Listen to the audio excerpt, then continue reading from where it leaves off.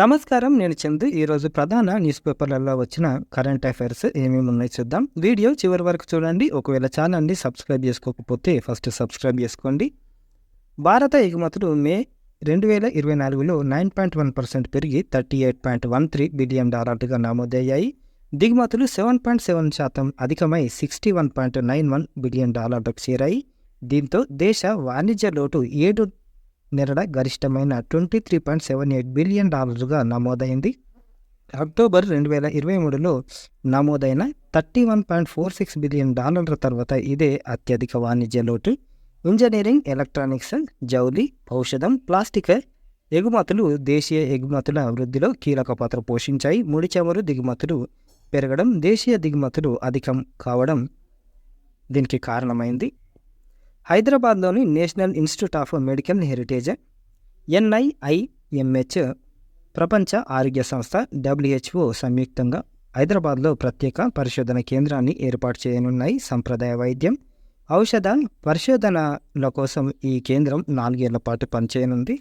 భారత సైన్యం అమ్ముల పొదులోకి నాగాస్త్ర 1 చేరింది. మహారాష్ట్ర నాగ్పూర్లోని సోలార్ ఇండస్ట్రీస్ దీన్ని అభివృద్ధి చేసింది. వైమానిక దాడుల నిమిత్తం వినియోగించే 480 నాగాస్త్రాలను సైన్యం ఆర్డర్ చేయగా వాటిలో తొలి విడతగా 120 అందాయి. GPS ఆధారంగా పనిచేసే నాగాస్త్ర 1 2 మీటర్ల ఖచ్చితత్వంతో దాడి చేయగలదు. దీన్ని ఆత్మాహుతి అంటే సూసైడ్ డ్రోన్ అని కూడా పిలుస్తుంటారు.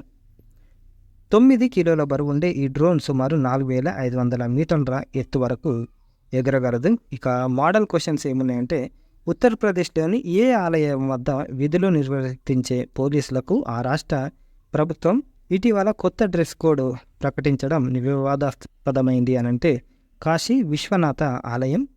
ఇక్కడ ఏంది స్టోరీ అంటే, ఇక నుంచి వారు కాకి దుస్తుల్లో కాకుండా ధోతి, కుర్తా, మెడలో రుద్రాక్షమాలతో అర్చకుల వస్త్రధారణలో సంప్రదాయబద్ధంగా విధిలో ఉంటారని ప్రభుత్వం ప్రకటించింది. అందుకనే ఇష్యూ అయిపోయింది. మార్కెట్ విలువ ప్రకారం ప్రపంచ విమానయాన సంస్థలో 3వ అగ్రగామి సంస్థగా ఏ భారత విమానయాన సంస్థ నిలిచింది అంటే ఇండిగో.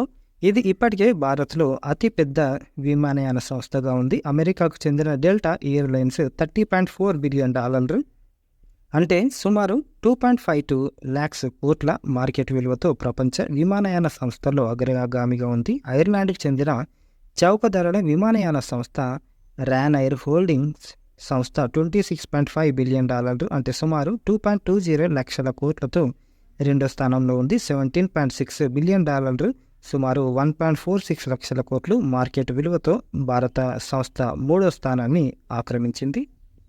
ప్రస్తుత 2024-25 ఆర్థిక సంవత్సరానికి భారత అభివృద్ధి అంచనాలను ఆసియా అభివృద్ధి బ్యాంకు ADB 2024 ఏప్రిల్లో ఎన్ని బేసిస్ పాయింట్లు పెంచింది అనంటే 30 పాయింట్లు. 2023 డిసెంబర్ నాటి అంచనాల ప్రకారం ఇది 6.7% కాగా 7%కి పెరిగింది. ప్రపంచవ్యాప్తంగా 2040 నాటికి ఏడాదికి ఎన్ని లక్షల మరణాలు రొమ్ము క్యాన్సర్ వ్యాధి కారణంగా అంటే బ్రెస్ట్ క్యాన్సర్ కారణంగా సంభవించే అవకాశం ఉందని ల్యాన్సెట్ కమిషన్ తాజాగా వెల్లడించింది. అంటే మొత్తము 10 lakhs. ప్రపంచవ్యాప్తంగా 75 ఏళ్ల వరకు వచ్చేసరికి ప్రతి 12 మంది మహిళల్లో ఒకరు సగటున ఈ క్యాన్సర్ బారిన పడుతున్నట్లు ల్యాన్సెట్ వెల్లడించింది. 52 ఏళ్ల మహిళ 12 రోజుల్లో 1000 కిలోమీటర్ల పరుగు అల్ట్రా మారథాన్ నటాలీ డౌ ఘనత ఇది. సింగపూర్కు చెందిన నటాలీ డౌ 52 సంవత్సరాలు అనే మహిళ అనితర సాధ్యమైన ఓ సాహసాన్ని ఇటీవల విజయవంతంగా పూర్తి చేశారు. నటాలీ డౌ 12 రోజుల్లో 1000 కిలోమీటర్ల దూరం పరిగెత్తారు. ఈ క్రమంలో ఏకంగా 3 దేశాలను చుట్టేశారు. గత మే 25న థాయిలాండ్లో పరుగును మొదలుపెట్టిన నటాలీ మలేసియా మీదుగా జూన్ 5న సింగపూర్ చేరుకొని ఈ అరుదైన ఫీట్ సాధించారు. మహిళలు, బాలికల ఆరోగ్యం కోసం అనే అంశంపై అవగాహన కల్పించడంతో పాటు విరాళాల సేకరణ లక్ష్యంగా ప్రాజెక్టు 1000 పేరిట ఆమె ఈ పరుగును ప్రారంభించారు. ఆరోగ్యాన్ని పెంపొందించుకునేందుకు తన 30వ ఏట పరుగును ప్రారంభించిన నటాలీ డౌ ప్రాజెక్టులో 1000లో భాగంగా రోజుకి 84.2 కిలోమీటర్ల చొప్పున పరిగెత్తారు.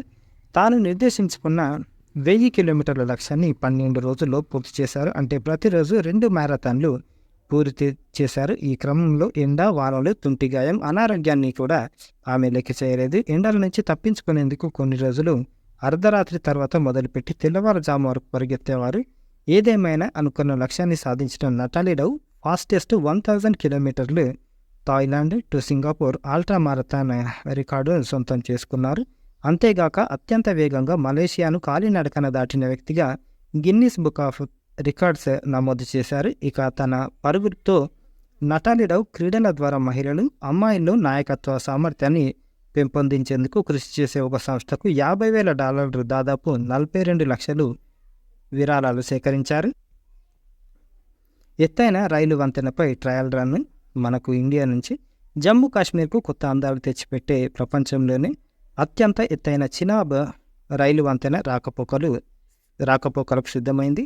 ఈ వంతెన నిర్మాణం పూర్తి కావడంతో దీనిపై ఆదివారం ఒక రైలు ఇంజన్ను నడిపి తొలి ట్రయల్ రన్ విజయవంతంగా నిర్వహించారు. కశ్మీర్ను దేశంలోని ఇతర ప్రాంతాలతో అనుసంధానించేందుకు ఇప్పటికే ఉదంపూర్, బారాముల్లా రైల్వే లింక్ ప్రాజెక్టును చేపట్టారు.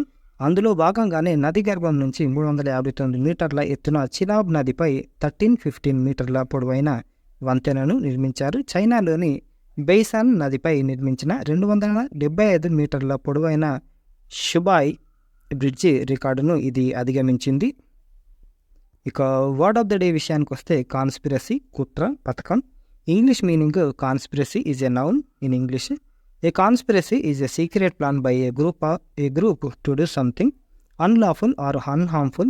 It often involves element of deceit, secrecy and planning with the intention to achieve a particular goal that might be against the common interest or illegal.